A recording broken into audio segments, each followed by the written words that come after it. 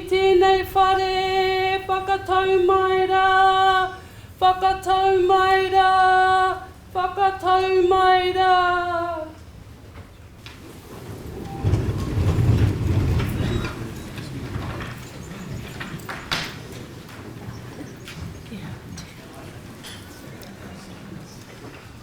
Ai, kia inoi tātou, let us pray. Ara mai tonu rā e te wairua tapu, rungi te upoko hau, te pāmaranga e te pūhutanga mai o te aroha. E te kaihanga, nā hau mātou i te rā e tēnei wāhi, anō he waka haurua, whakarewangia i runga te tūmanako, anō he waka eke noa, whakaterengia i runga ngai wai kare kare. Tukuna mai tau wairua manaaki kei runga e te kaupapa i moia mātou i te ahiahi nei. E whakapai ana mātou ki a koe mō tō mātou ahurangi hau a Deidre, he kura hau tū mō tō mātou kura tīwaka. Nā ki tia mai ki tōna kauhau tuatahi, a ki ona mahi rangatira katoa. A whina tia hoki ki tōna whānau a ki a mātou katoa, ka hui hui mai tēnei ahiahi. Kia hora te marino, kia whakapapa pauna mu te moana, kia tere te kārohiroi. Rungi te ngoti atua matua tama wairua tapu, ai nei a ahitonu atu. Amen. E tū tātou, please stand, mō tō tātou himne tuatahi e hono.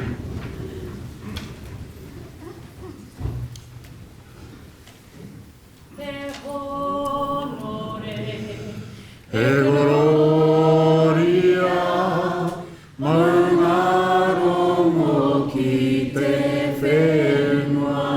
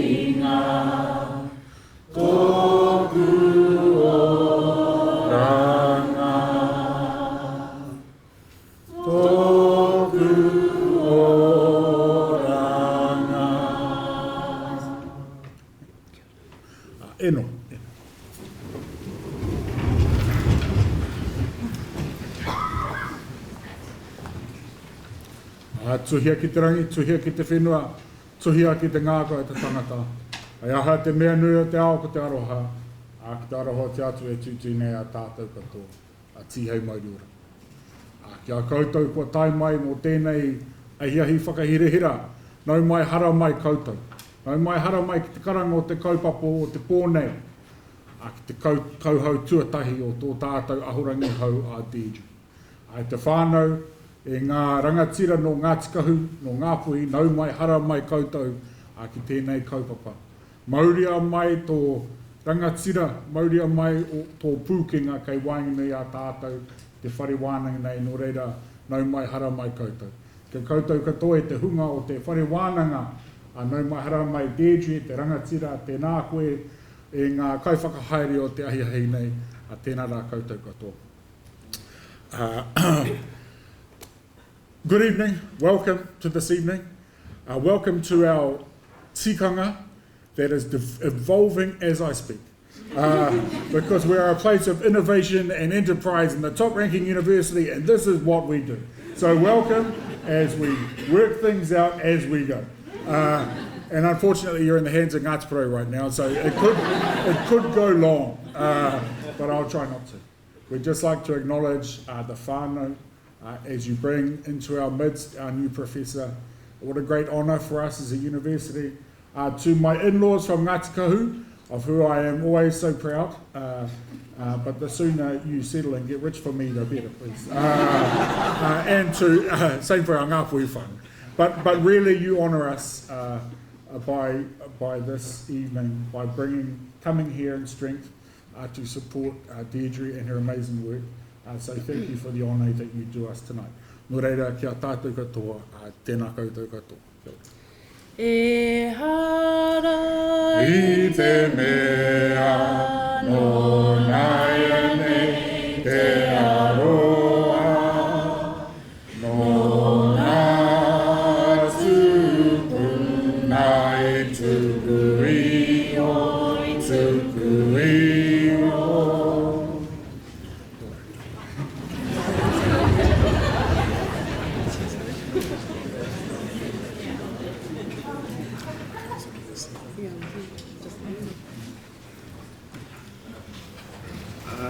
Tēnā koutou. The privilege I've got tonight on behalf of my cousin, I was given the opportunity to speak in English, and this is going to be the only part I'll speak in English. I'll do my best kōrero Māori. And so before I start, I'd just like to back up something you said, Herini, that I have, my biggest critic is a daughter of mine. Where are you? So there she is.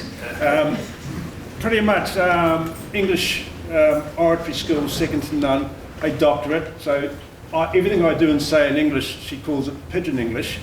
And I just thought of something, Herini, that I hope it's in context. And I was thinking about what I'm about to say in Māori, and it's kōrero kiruru. Kōrero kiruru. That's me in Māori. So. Tina kōrua, Nina and Helen. Tina kōrua e te kai karanga mō tīnei hui. Tēnā koe, Herini. Tēnā koe e te kai karakia, te kōrero o te atua. Ka mai.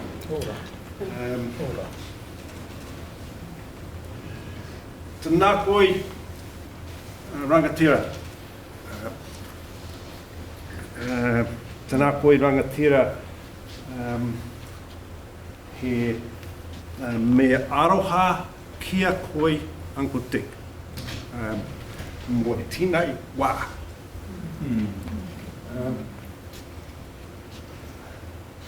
Tēnā koe kaihana, Deidre. Tēnā koe o te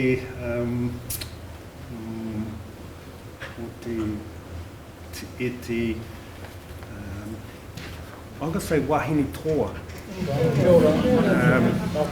Wahine toa.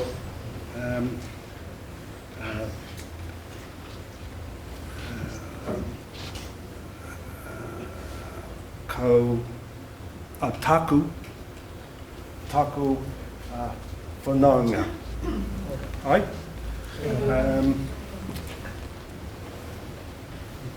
Kaihana, my cousin, cousin Deidre. It's interesting, I use the word wahine toa, I think there's such a word. Wahine, a toa is not just a warrior, I think. You have, I think, written approximately 8 or 9 books, co-authored, mainly Māori and Pacific Polynesian influence. And when you think about it,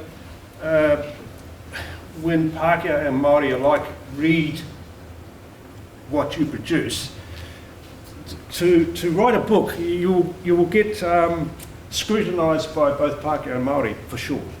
And so that takes courage. I'm in awe of you as my cousin. I always call you number one cousin, and, always, and she knows that. And we're very close friends, and it's odd because you're so articulate, you're gentle, I'm uncouth, I'm serious, we're the opposite, and yet we both love each other. Aroha nui, my cousin. I will do my best with my pipiha. I have to say though, before that, my Uncle Dick over here, he is our kamātua, he is our rangatira, and I've always respected him. And he was getting uncomfortable to do this, what I'm doing now, and so it was an honour that you asked me, and to do it for both of you and our whānau. If I don't look nervous, I am. Tihei mori ora. Ko mātātua te waka, ko Ngāpuhi te iwi. Ko Ngāti Rehia, Ngāti Kahu, te hapu. Ko tau, te rangi Māori ai, te whare tepuna. Ko manga i te marae, ko eme te maunga. Ko mangeti te awa, ko whangaroa te moana. Ko puhi moana aureki te tangata. Ko Rawari David Henry Slater. Thank you.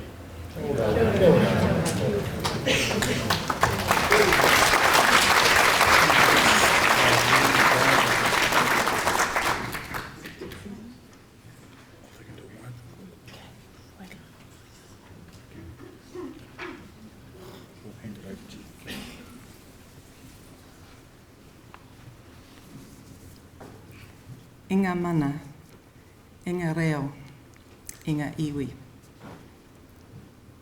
E roro rangatira mā, no mai, haere mai, piki mai. Tēnā koutou, tēnā koutou, tēnā tātou katoa. Kia ora. Promotion to Professor at the University of Auckland is a mark of distinction, recognising professional and academic eminence at an international level. The woman I'm about to introduce to you began her academic career as a lecturer in Aotearoa, New Zealand, art history at the University of Canterbury in 1998, before returning to the University of Auckland in 2003, where she's worked for the last 16 years, teaching New Zealand, Oceanic and Indigenous architecture and studio design. She is a specialist and widely respected scholar in the fields of Māori and Pacific architectural and art history and Indigenous architecture and cultural property rights. Her CV is a testament to her consistent record of quality publications, a wide range of achievements in teaching, and outstanding service to the university and the wider community. Among those achievements are her work on behalf of Māori advancement, the scholarship of her teaching, recognised by a top Teaching Excellence Award, over $1 million of external research grants for her work here at the University of Auckland, including 3 Royal Society of New Zealand Marsden grants, through one of which she has produced and co-authored Art in Oceania, A New History, which received the 2014 Art Book Prize for the best English language art or architecture book in the world. She has recently completed Toitū, History of Indigenous Art, a co-authored and substantial, a mere 200,000 words, manuscript for the Auckland University Press. This was the major outcome of Marsden grant on which she was the lead principal investigator. Her book, Tai Tokorau Whakairo Rakau, Northland Maori Wood Carving, won the E.H. McCormick Best First Book Award for Non-Fiction at the 2004 Montana, New Zealand National Book Awards. Another book, Māori Architecture, won the Art, Architecture and Design category in the 2009 Ngā Kupu Ora Māori Book Awards. Other recent significant research distinctions and awards include 3 visiting fellowships to the University of Cambridge between 2015 and 2017.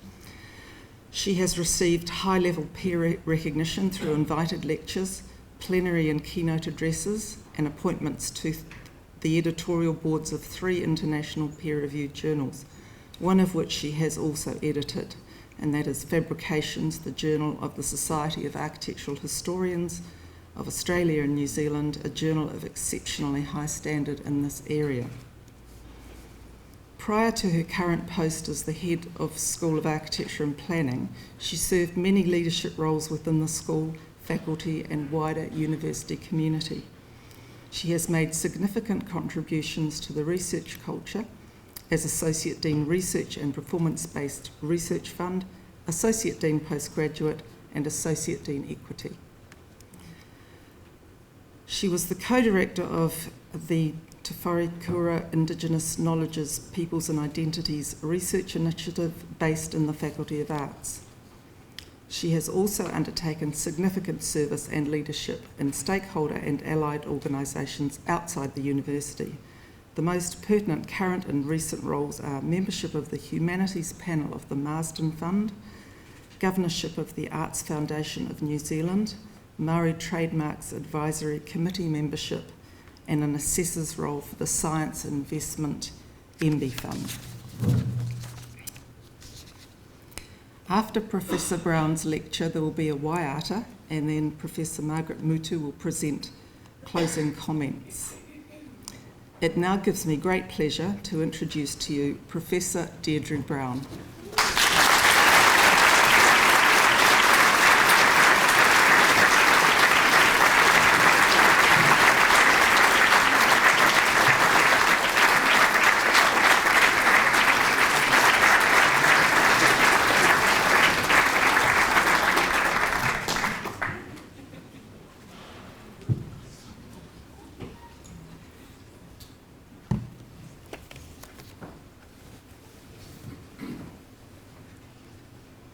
E te whare I tūnei, te nākoe. E te papa ki waho, te nākoe. I ngā mate, haere haere, haere rā. I ngā mana, I ngā reo, I ngā iwi o te motu. Tēnā koutou, tēnā koutou, tēnā tātou katoa. Ko mā tātua te waka, ko Ngāpuhi me Ngāti Kahu ngā iwi. Ko Ngāti Rua te hapu, ko Mangaiti te marae, ko Deidre Brown taku ingoa. Thank you, Diane, for your kind words. David, for your mihi. Hirini, for your karakia. Lena and Helen, for your beautiful welcoming karanga, and for allowing me to wear this enormous korowai that I am managing. But it's beautiful, thank you, it's a great honour. And Professor Margaret Motu for your words to come. I would like to welcome whānau members who are attending tonight, some of whom have come a long way to be here this evening, and also to my Uncle Digme as the kaumātua of our whānau. I also welcome friends and their families, and especially my son's friends from school and their parents and teachers. I thank past and present students for being here, colleagues from the school, faculty across the university and other institutions and organisations, and members of the architectural profession. And I would especially like to thank Manny Zhu from the Faculty Communications and Marketing team and Emma Porritt from the Event Services team for organising this wonderful evening for all of us. Last but not least, I have a special thanks to my two children, Max and Oscar, and my husband Grant, who have provided unwavering support, understanding, love and kindness.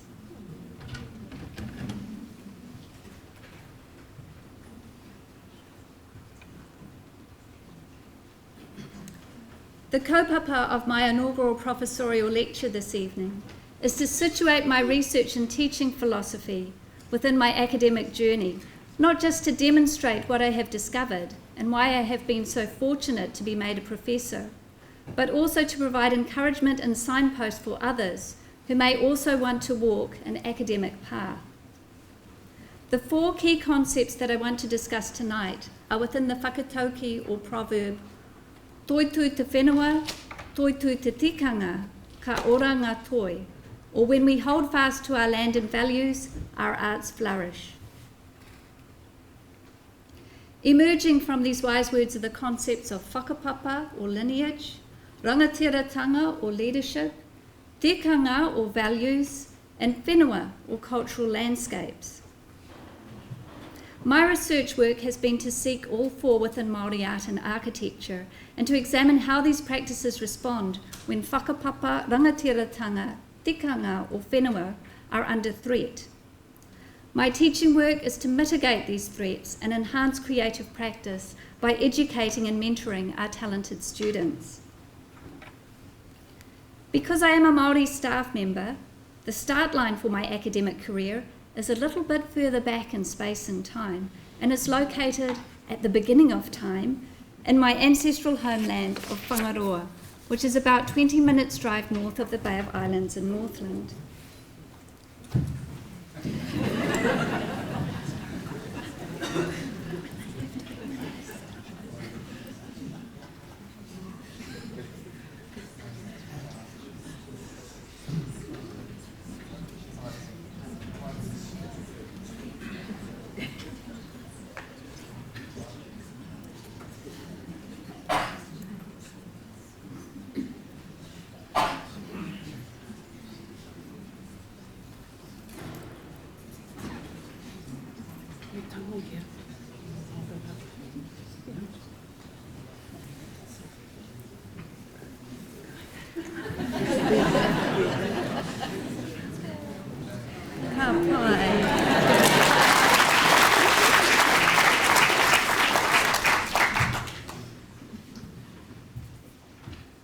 Whangaroa is the landscape and harbour manifestation of Hinenui Te Pō, the goddess of life and death, among many other ancestors who form her towering cliffs.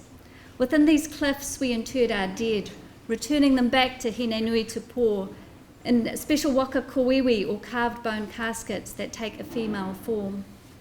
The great Polynesian culture hero, Maui, who is remembered in our naming and stories of the landscape as performing his most important tasks at Whangaroa, including the ensnaring of the sun to slow down its passage across the sky, and his failed attempt to end Hinenui Te Pō's life in order to seek immortality, which ended in his own death.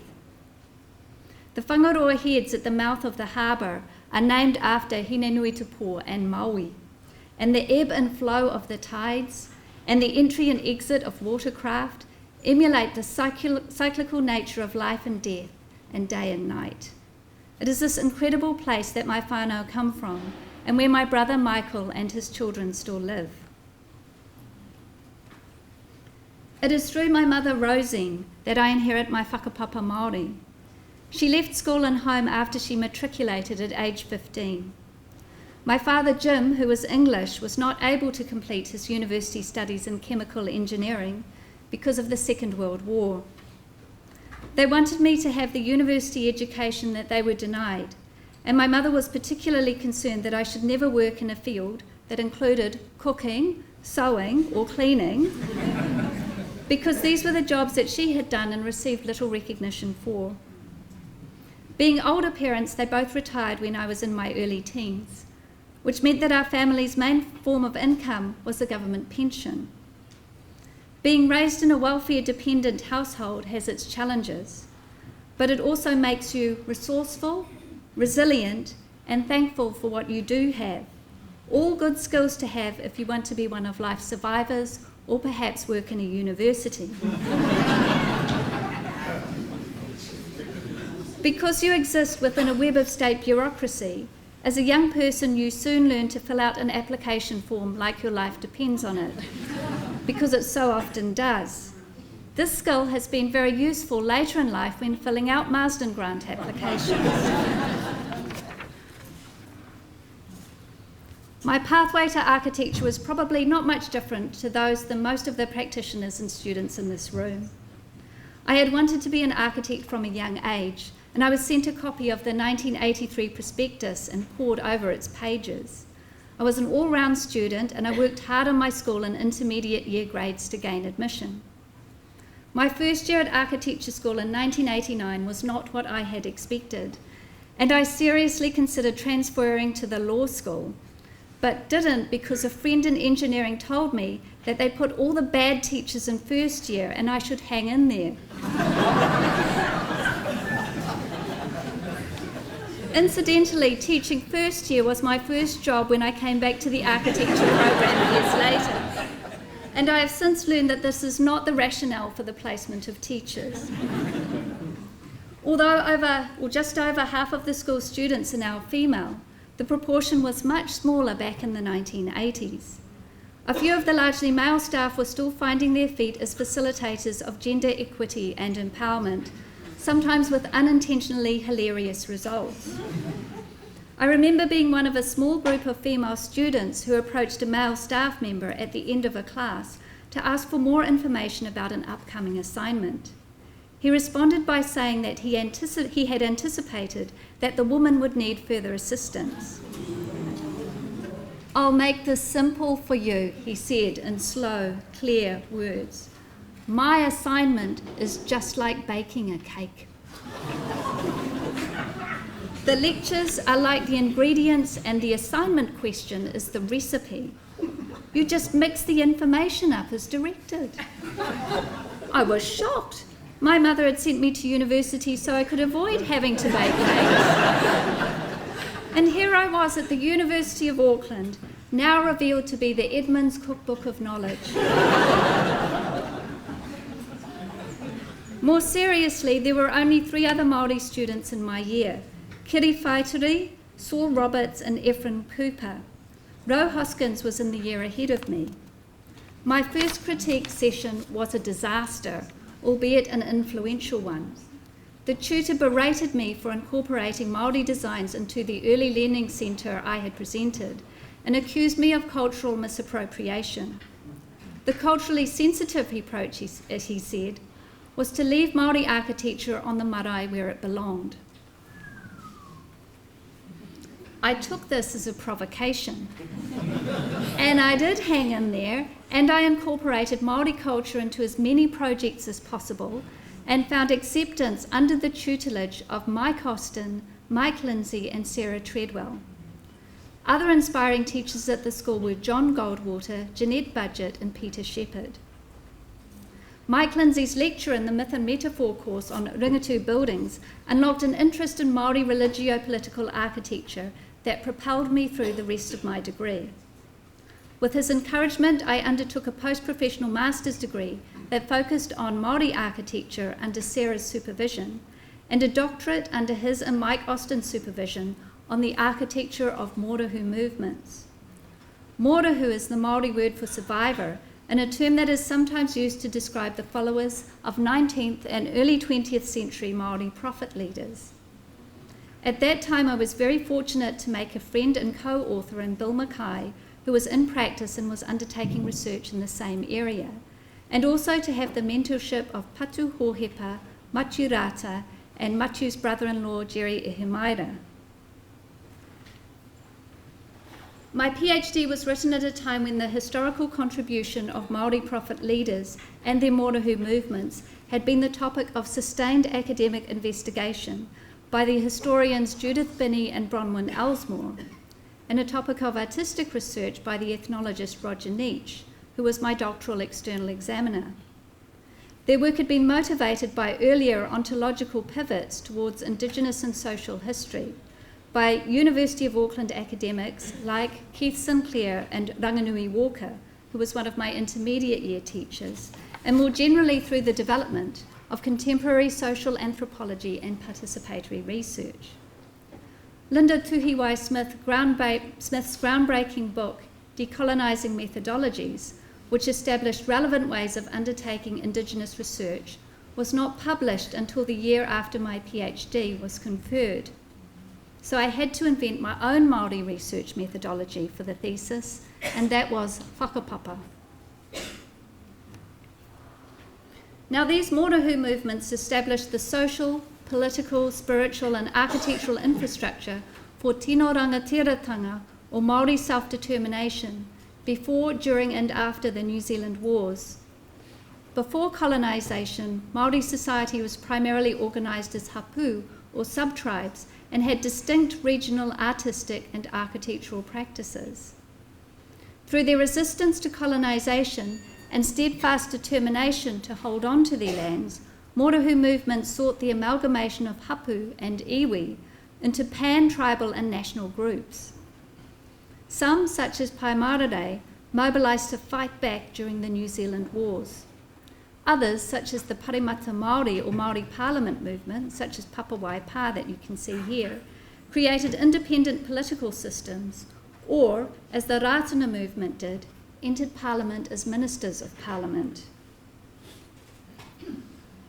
Leaders such as Te Whiti o Rongomai, Tahu Kākahi, Rua Kenana, Te Puia Hirangi, and Tahu Po Tiki Wirimu Rātana established their own autonomous towns on Māori-owned and contested lands. My doctorate identified about 300 Mōrehu buildings and associated structures, from interviews, site visits, archived sound recordings, and primary pictorial and manuscript documents. And this was in the age before digital databases, so I spent a year in the library just using the card catalogue.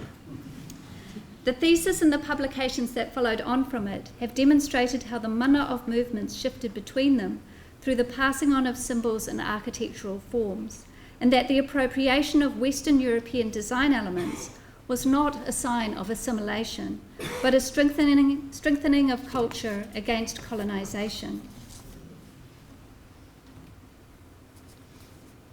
Thus, the mana of the Kingitanga and Paimarere flags informs the iconography of ringatū painted meeting houses, the 1907 Hiona courthouse at Mongopohatu, and Rātana temepara or temples, and many other Mōrehu buildings around the country to demonstrate spiritual, cultural, and political continuity.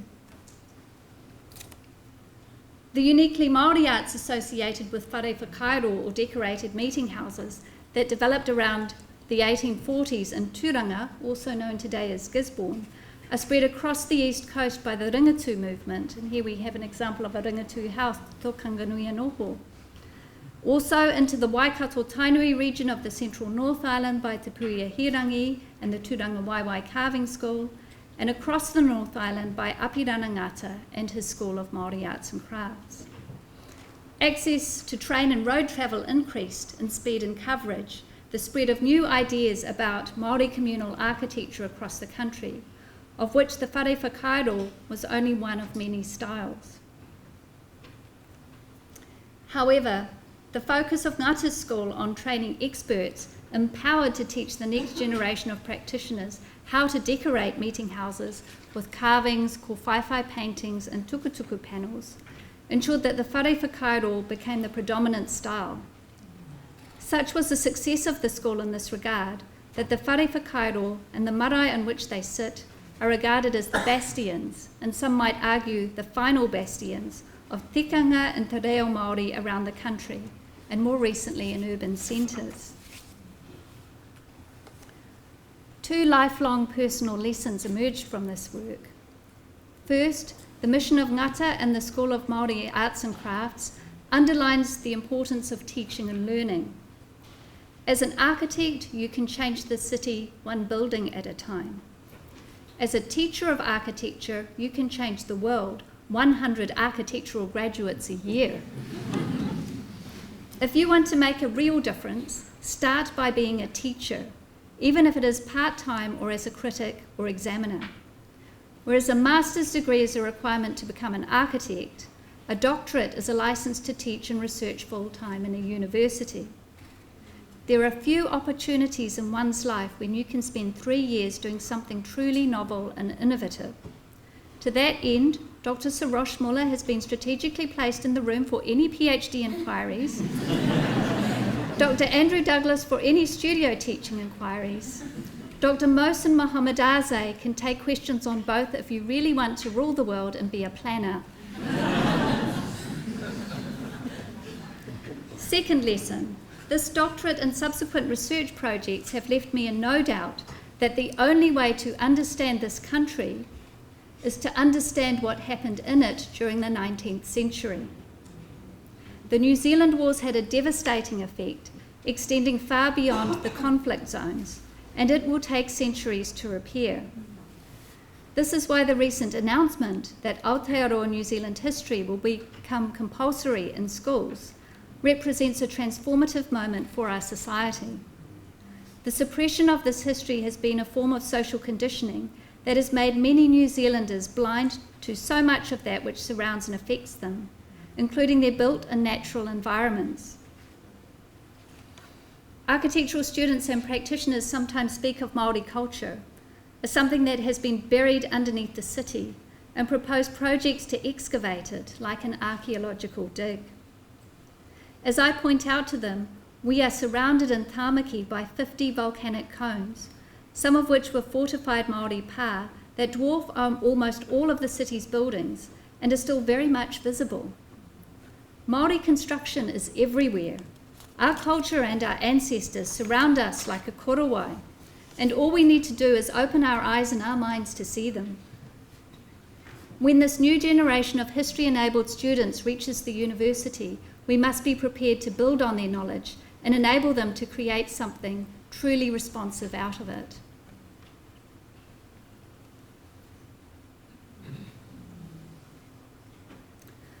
After my PhD, I successfully applied for a position as lecturer in Aotearoa New Zealand art history at the University of Canterbury School of Fine Arts in Christchurch. It was here that I was mentored by Jonathan Manifioki, also of Ngāpuhi, and learned how to become an academic and a curator. He was, by this stage, an already internationally acclaimed art historian who was working all over the world.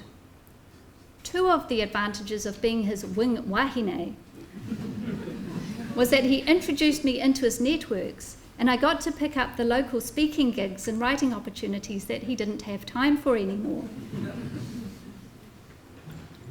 This created an ideal platform to begin building a strong academic portfolio, which is an absolute necessity for securing large-scale research grants.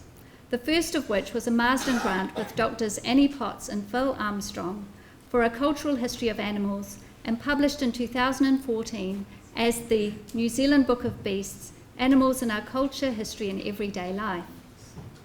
My work on the project involved investigating the animal in Māori and non-Māori art, and has led to a long-term interest in the spatial role of zoos and other collecting institutions, such as botanic gardens, art galleries, libraries and museums, in imperial expansion, and their effect on particular New Zealand plants and animals, and Indigenous peoples and knowledges. Next year, the project will focus on the redistribution of harakeke, or New Zealand flax, hence the presence of harakeke in the room tonight. Thank you very much, Emma, for organising that. At Canterbury, I expanded my field of interest beyond architecture to all Māori creative practices through my teaching, bookending the work on Mōrehu architecture with new research on customary and contemporary Māori art and architectural histories and practices. A lot of the mahi involved creating a curriculum that pieced together narratives of Māori arts within the periods and looked for enduring threads between them. Whenua, or land in the cultural landscape, and tikanga, or customs and values, emerged as dominant recurring themes. While land was lost through confiscation, the activities of the Native Land Court and various acts of Parliament, tikanga was steadfastly maintained across Māori communities and became an important source of inspiration for Māori artists from the 18th century onwards. This is clear from the earliest engagements with Pākehā and their media, beginning in 1793 with the first Māori drawing, Tukitahua's egocentric map, which you can see here in this image on the left, that illustrates the passage of Pounamu and also people's spirits from the south to the north, and the Māori Madonna and Child sculptures, an example of which can be seen on the right, that sought to reconcile Christianity within a Māori worldview using Māori means. While tikanga can be about ensuring that art practices such as carving, painting and weaving stay the same, tikanga also allows them to change with the times while still ensuring that they remain fundamentally Māori. Art and architectural history seeks to find critical intersections, moments and turning points that redirect making. Through research, it is possible to chart the emergence and progress of contemporary Māori creative practitioners, from the first Māori architectural graduate, William Bloomfield, in 1913, and the first Māori artist to graduate from an art school, who was Pauline Yeabury, in 1949. She was the first of a vanguard of Māori modernist artists and designers. While their work was not entirely accepted as Māori by all other Māori, they felt emboldened to address Māori themes and concepts in their practice and encourage teachers and students to do the same through their New Zealand educational curriculum. This flow-through of tikanga-based conceptual thinking was evident in the Māori art collectives, urban marae and tertiary training initiatives established from the 1970s onwards, and tikanga is certainly a lens through which scholars analyse and discuss Māori architecture and art today. My research has also been concerned with the relationship between tikanga and technologies.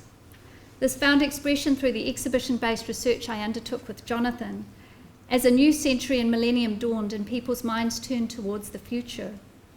Together we curated the group shows Heko, New Energies in Māori Art at Christchurch's Robert McDougall Art Gallery in 1999, and Techno Māori at Wellington City Gallery and Porerua's Pātaka Museum in 2001.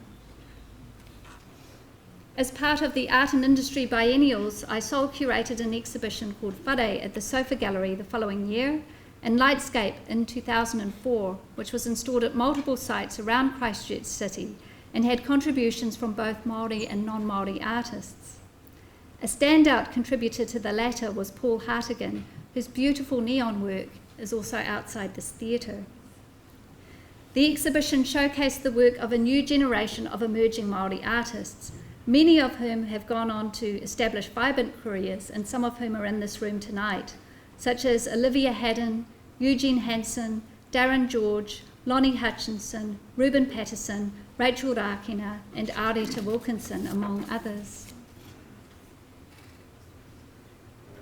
Key findings from these exhibitions were that artists who had grown up in a pre-digital age, like me and older, made art concerned with technology as concepts, including the early internet and surveillance, whereas younger digital natives regarded technology as a medium to express other ideas, particularly those associated with tikanga and also forms of Māori futurism that imagined a different and self-sustaining way of being Māori. Comparing this to the mahi of our ancestors, we can see a similar divide in the different ways that 19th and early 20th century tohunga, or customary experts, and Mōrehu artists, as new generation radicals, treated materials like commercial paints, corrugated iron, and machine-manufactured fibres. The media changes, but the tikanga remains the same. Thus, the digital artists of the new millennium could be located alongside their ancestors on Te Taura Whakairo, or the continuum of Māori art. The 6 years I spent at Canterbury were indeed formative. It resulted in my first book, Tai Tokarau Whakairo Rākau, which identified and documented Northland Māori carvings in museums across the world and challenged the idea that Northland did not have a carving tradition.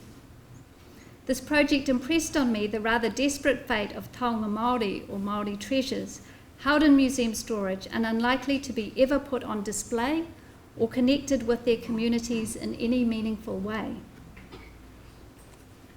It also brought to my attention the problematic definitions of provenance, or determining where a taonga is from. Of the 800 Māori wood carvings identified in museum records as being from Northland, I could only find evidence that about 100 of them actually came from Northland.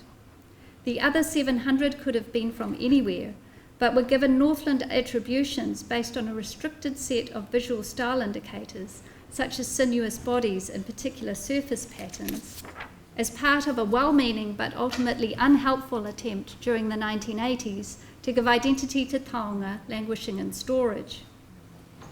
I am currently exploring with Dr. Ngārino Alice from Art History an opportunity to develop imaging software to attribute maker identities to taonga that have no provenance. As my recent research work at the University of Cambridge has shown, taonga travel, and they attain mana through their exchange and movement across tribal boundaries. So the question of where they are from is really only an academic one. Knowing who made them can help us to reconstruct their journeys and build a better, and we might argue more Māori, way of understanding their stories.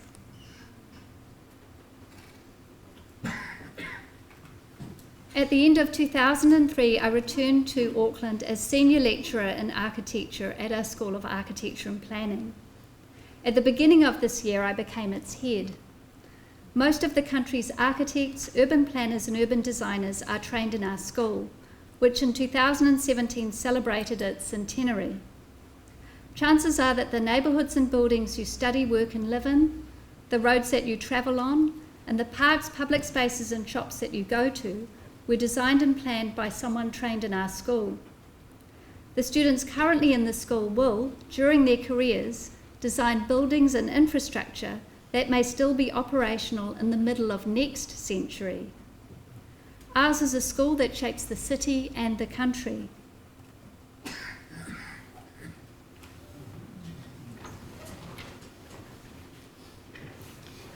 Whereas art brought me closer to tikanga and taonga, returning to architecture brought me back in touch with the whenua, or cultural landscape. It also led to a long-term teaching collaboration with Riwi Thompson until he passed away in 2016. Riwi believed that all essential truths could be found in the whenua, and the architect's role was to design buildings that responded to them. Good architecture could, in his words, improve the land by relating to its rhythms, forms, scales, stories and needs, a philosophy that's found expression in many of his residential projects, and perhaps more influentially, through his teaching. For him, the land was not just a surface, nor the sea a boundary, nor the sky a backdrop. I had the privilege of supervising thesis students and teaching studio with him, one of them based in my hapu's former tribal home of Te Puna in the Bay of Islands. Here we encouraged our students not to touch the landscape lightly, but to respond to its majesty with big transformative schemes with ihi, wehi and wana. More recently, I have taught studio with Te Ari Prendergast on a brief to create a porphyry space within Auckland Council's Albert Street high-rise headquarters, nicknamed the Marae in the Sky. A project that tackles the ongoing design problem faced by many architects attempting to imbue tikanga into small or unusual spaces. During my first 5 years at Auckland, I wrote more books, including Māori Architecture in 2009, which is a condensed version of the history of Māori buildings. In 2012, I embarked on my most ambitious research project to date, Toitū, an Indigenous history of Māori art and architecture, with colleagues Jonathan Mane-Fioki, who had recently become a professor at Elam School of Fine Arts, and Dr. Ngārino Ellis.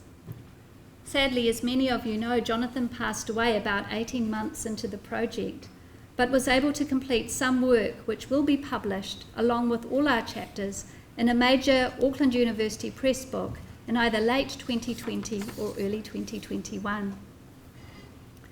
A major finding from our Marsden-funded research for Toitū is the centrality of whenua to all forms of Māori art and architectural production, a point that comes into sharp focus when we track what happens when land is taken away from its traditional owners, or when art and architecture is taken away from its site without permission. Land alienation and unsustainable felling practices from the 19th century onwards has reduced access to and the availability of timber for carving and meeting house construction. By the 1920s, the School of Māori Arts and Crafts struggled to source timber of adequate lengths for major structural members and had little choice but to use steel frameworks for some of its larger projects, such as the one you can see in this image. Furthermore, the silting of waterways through deforestation and draining of wetlands to create farmland diminished reserves of harakeke, raupo and toitoi, affecting the supply of materials for Māori clothing and buildings. While there were sufficient reserves of raupo and other thatch materials to build the large numbers of whare at Parihaka in the 1880s, by the turn of the 20th century, these cladding materials had become harder to source. As many Māori men were drawn into work as paid farm labourers from the mid-19th century onwards, life as a carving expert in a koha-based arts economy became less appealing, and by the early 20th century there were few experts in this field outside of the tourism industry. If it had not been for the customary arts revival begun by Te Puia-Hirangi and Apirana Ngata in the 1920s, Māori art and architecture would look very different today. Until this time, customary Māori art survived in the pockets of land that remained in Māori ownership. Pātaka or storehouses continued to be built in the areas where Māori lifeways, particularly around the hunting and preserving of storage of foods, could be maintained. However, by the late 19th century, some whānau were on the verge of starvation due to inadequate land holdings. During my research, I came across this quote by Ngāti Kahu of Ngā Toi, which summed up the desperate situation of the period. In former times, our whata or storehouses used to be full of food, but now we do not need storehouses because we have nothing to put in them, through everything being taken by the Europeans. The distance between Māori communities on Māori land and Pākehā settlements, however, was also a factor in the survival of moko, which was worn by Māori women whose lives had little intersection with the Pākehā world and its prejudices. Māori women in rural areas also retained the knowledge of rāranga and whatu fibre arts, which became more widely practiced in the revival led by Rangimarie Hetit from the 1950s. Some arts did not survive land loss. In South Canterbury and North Otago, rock art required seasonal hunting and gathering access to caves, plains and wetlands that quickly became private property with the arrival of European settlers. The whenua has certainly underpinned other research projects that I have been part of recently. The most important project I have ever been involved in of this nature is the 2014 repatriation back to Te Puna of the silver medal given by the Governor of New South Wales, Philip Hedley King, to my ancestor Te Pahi in 1806.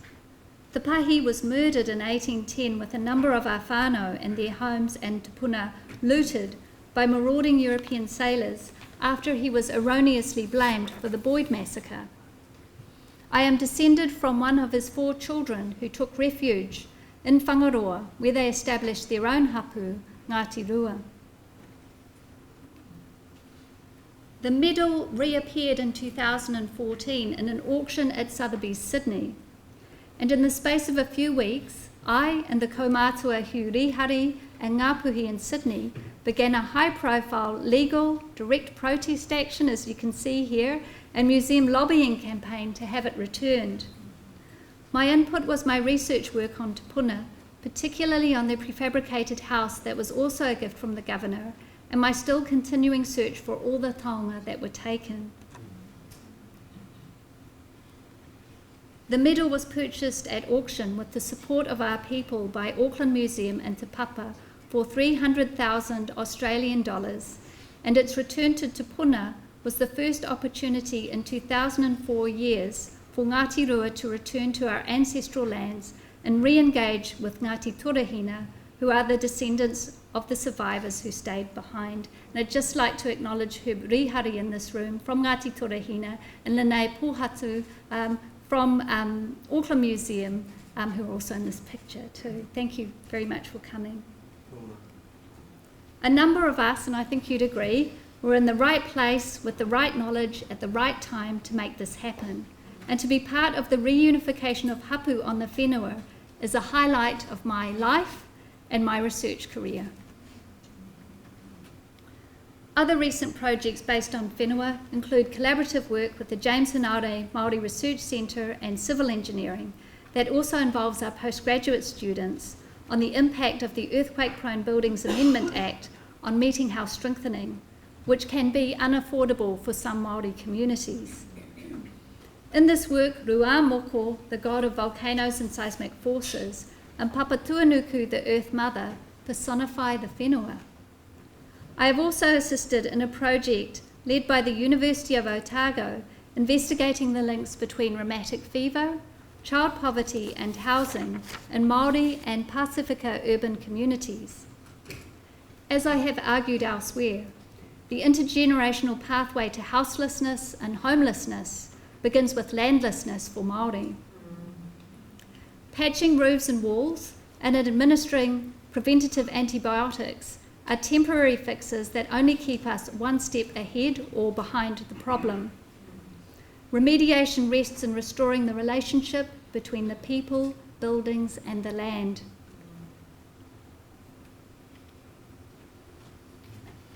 Returning to Auckland also brought me into contact with a much more diverse group of students than I had taught before or learnt alongside as a former student of the school. Many were not born in New Zealand. There were more Māori, although there was always room for more. And there were Pacifica students. Indeed, 4 of them in the first class I taught here in 2004. Karamia Mola, Lama Tone, Samisi Pautawa Ine, and Charmaine Laiu. All 4 went on to undertake 5th-year dissertations with me, and then post-professional master's degrees under my supervision, becoming role models for other Pacifica students to much acclaim from their communities. Charmaine went on to complete her PhD at the University of Queensland, and Dr. Karamia Muller at the University of Auckland. Working with them and other Pacifica students inspired me to expand my teaching curriculum and undertake research on the art and architectural traditions of other parts of the Pacific. This led to the Marsden-funded collaboration with Drs. Peter Brunt, Sean Mellon, Nicholas Thomas and others on the Art in Oceania project and book. My contribution through these projects was threefold. First, the migration of monumental stone and earth architecture across the Pacific during the long-range voyaging period, from the canal village of Ngan Madal in Micronesia, which you can see here, to the langi of Lapaha in Tonga and the volcanic pa of Aotearoa. Second, the relationship between fibre arts, particularly feathered objects and sacred sites, and the political transformations that occurred in the Society Islands in Hawaii during the 18th century.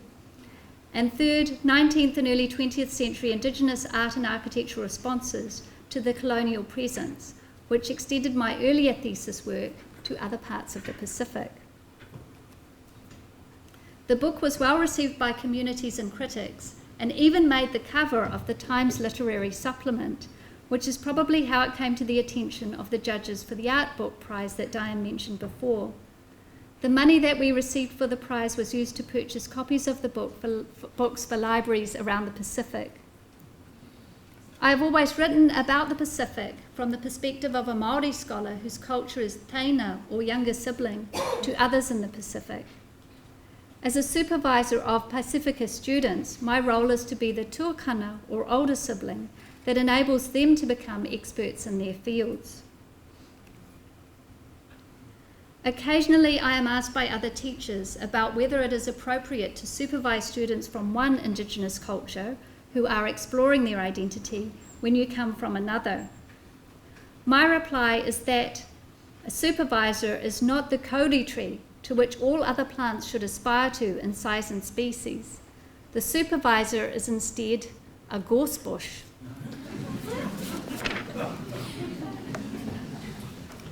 Their role is to be the nursery plant that keeps all threats and distractions away from the student and allows them to thrive and grow. Once a student has reached their potential by submitting their thesis, dissertation or studio, the supervisor, like the gorse bush, will recede. When there are enough completed graduates of a particular culture that can create a critical mass of supervisors, critics and examiners, then one's job is done. They can take it from there. We still have a way to go for Māori and Pacifica graduates, and that goes for all architecture and planning programs across the country. The challenges are no secret to most of the staff here. Recruitment into the undergraduate program, retention and degrees, and pipelines into the doctoral program, all of which have complex dynamics that invite innovative solutions. In 2017, there were over 1,000 professors employed by universities, and of these, 35 were Māori, and 5 were Pacifica. The average age of Māori doctoral graduates is 50, which is much higher than for non-Māori and reflects the fact that many Māori staff have had careers in other professions before they joined the university.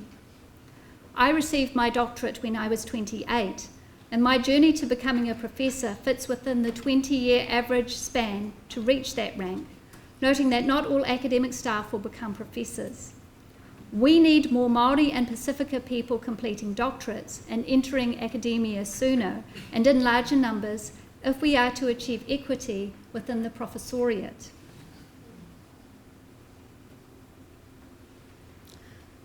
My whenua of Whangaroa might be a 4-hour drive from here, but sometimes it seems much further away than life at the University of Auckland.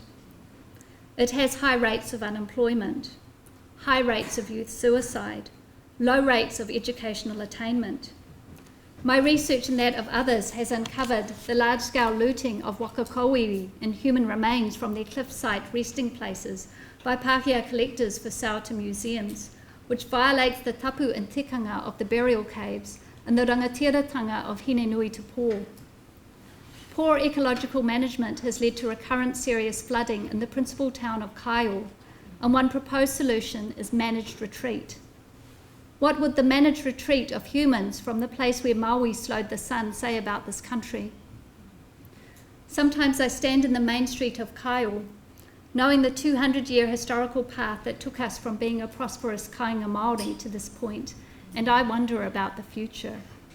And what I feel is hopeful. Partly because feeling otherwise is unacceptable, mostly because I know that I and many others are committed to increasing Māori participation rates in higher education, and these people will work with or be the kaumātua that will find solutions to these problems, as my esteemed colleague, Professor Margaret Mutu, is doing. Also, because I currently have the privilege of leading a School of Architecture and Planning that at any one time has 800 enrolled students who believe that they can change the world individually and collectively.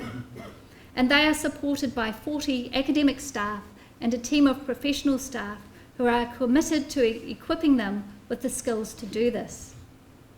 And these staff, through their own research and service to the university and community, are also making the world a better place to be in.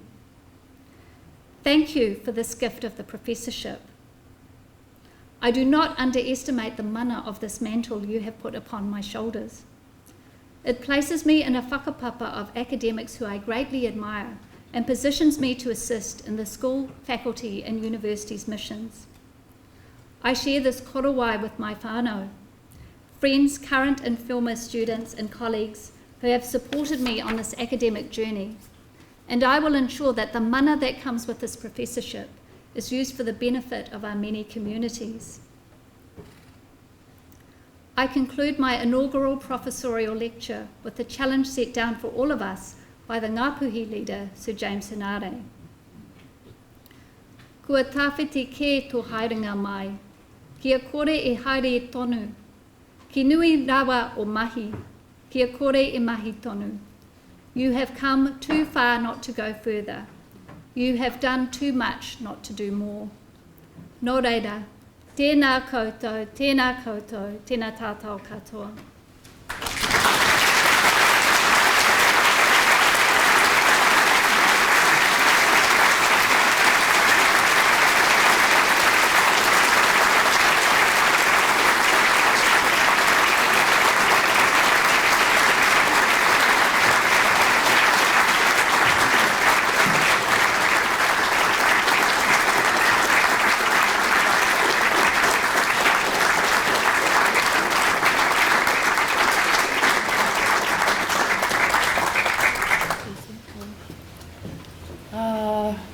Te timatanga o te waiata tautoko o me karangatu ki a koe Lene, Olivia, Bill, haere mai ki te tautoko te waiata. Haere mai koutou, ngā aho.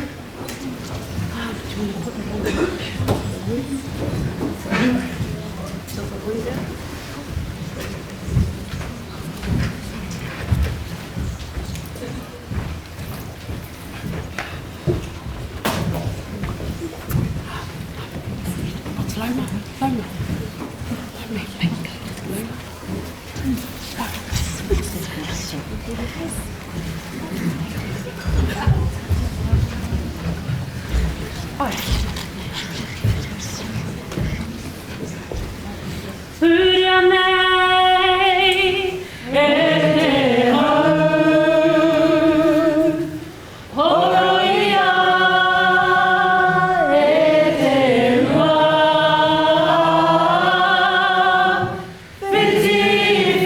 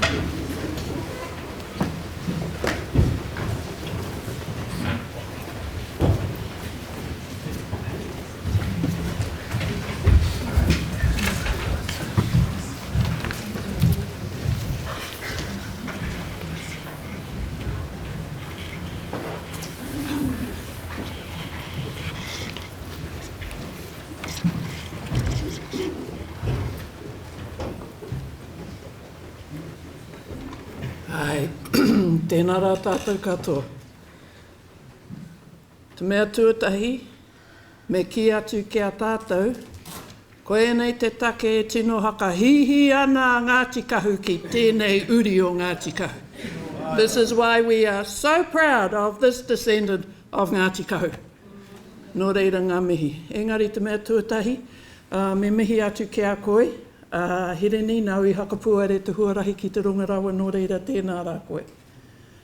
Tēnā rā koutou, Ngāti Rua e te matua, tēnā rā koe I haramai I tēnei wā, a koutou te whānau o Deidre, ngā mihi atu ki a koutou. Engari I tēnei wā, ka huri ngā whakaaro ke te nui o rātou kua mene atu ki te pō.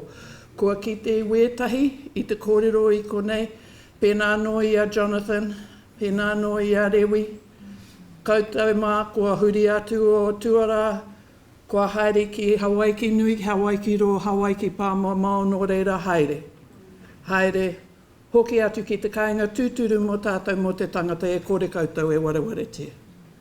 Hoki mai ki a tātou te hunga ora, ai ka nui ngā mihi ki a koutou katoa. I'm just so pleased to see how full this lecture theatre is tonight. And it just makes Ngāti Kahu even prouder.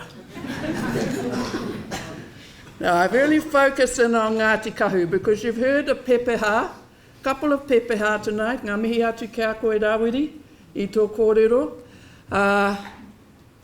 but they were Ngāpuhi ones. So I'll give you another one. Ko maunga tani whā te maunga, ko tōkerau ko whangaro, ngā moana, ko kahutia nui tōku tūpuna engari ko kahu kuraariki, hoki kahutia nui te tūpuna, ko te parata, te tangata, ko koutou, ko Ngāti Kahu te iwi, ko Ngāti Ruaiti, te hapu, anō reira ngā mihi.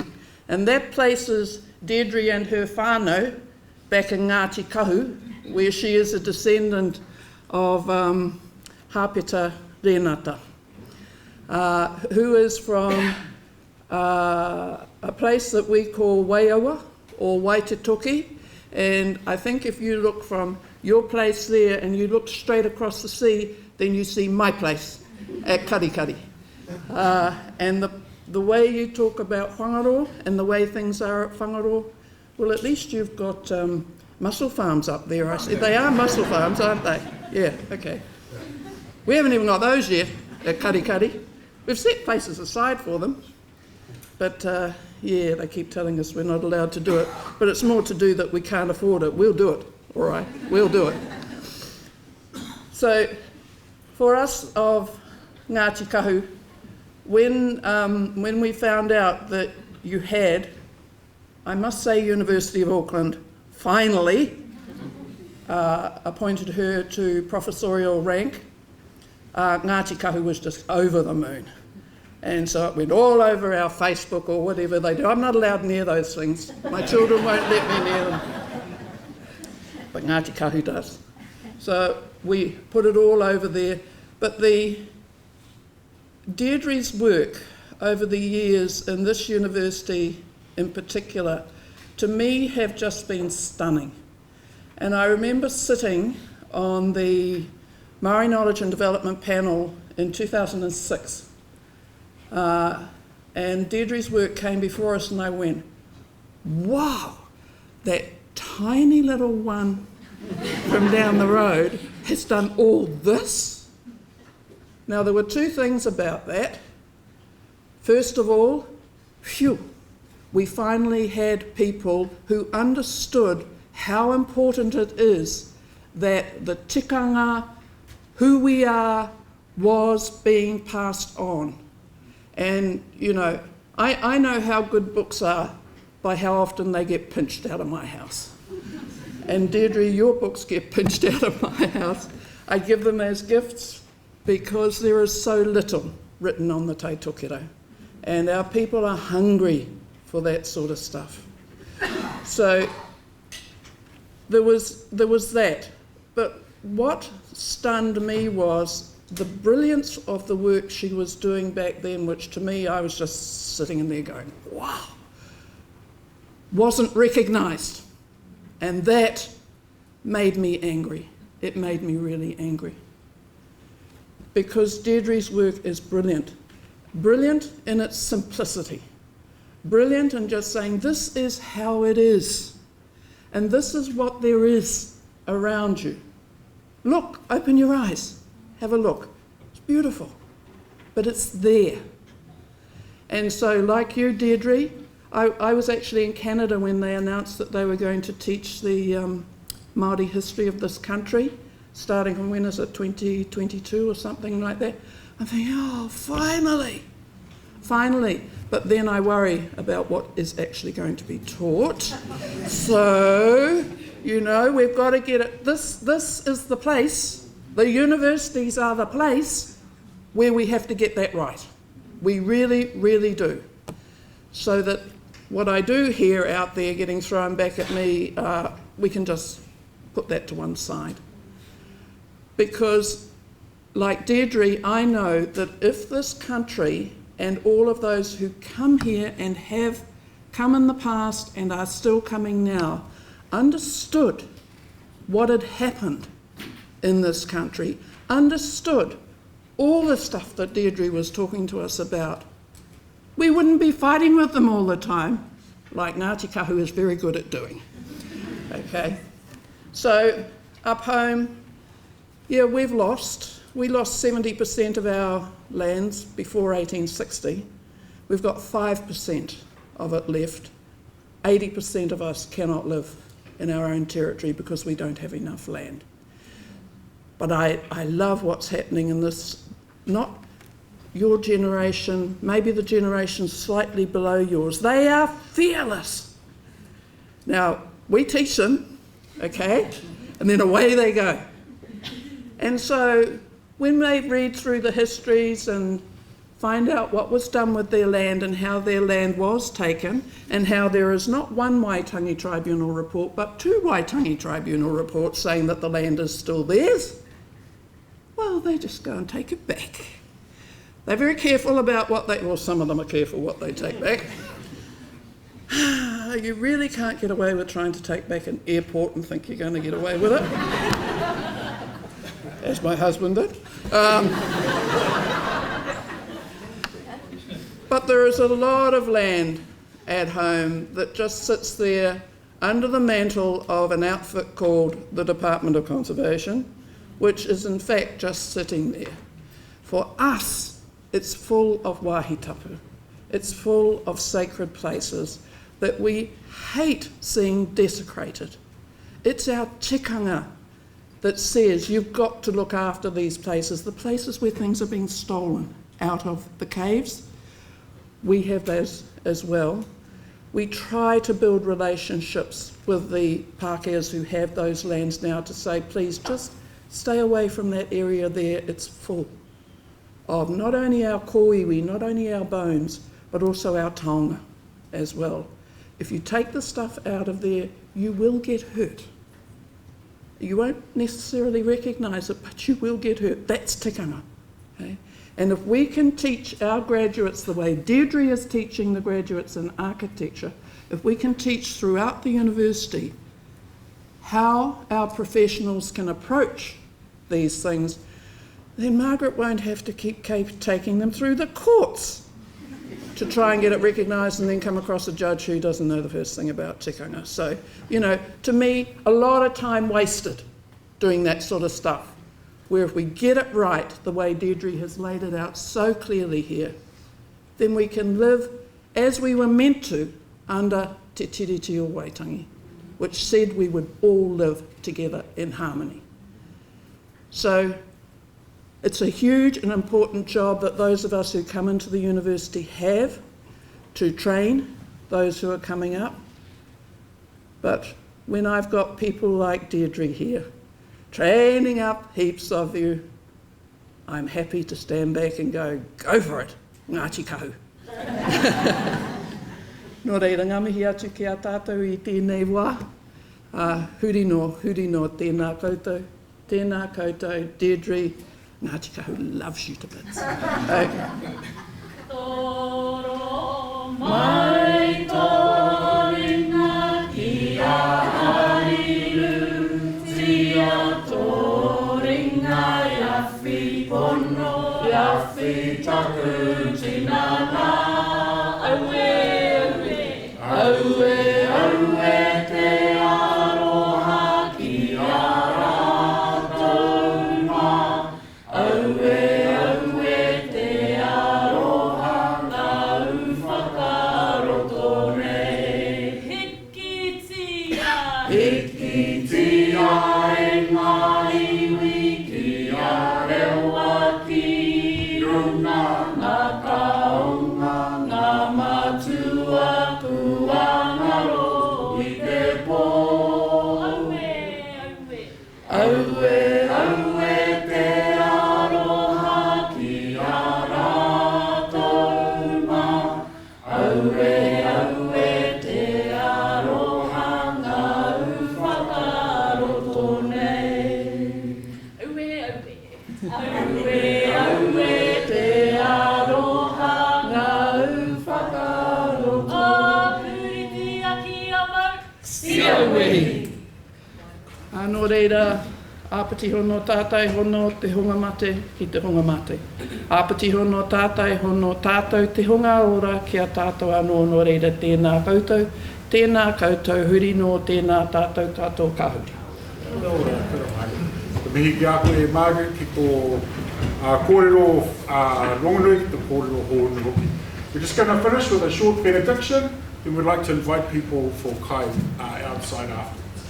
Nō reira, tēnā koutou, tēnā koutou. Nō reira, toitū te rangi, toitū te whenua, toitū te aroha te atua, toitū ona manaakitanga kei rungi a tātou katoa. Mauri ore te atua, matua tama wairua tapu. Āmi.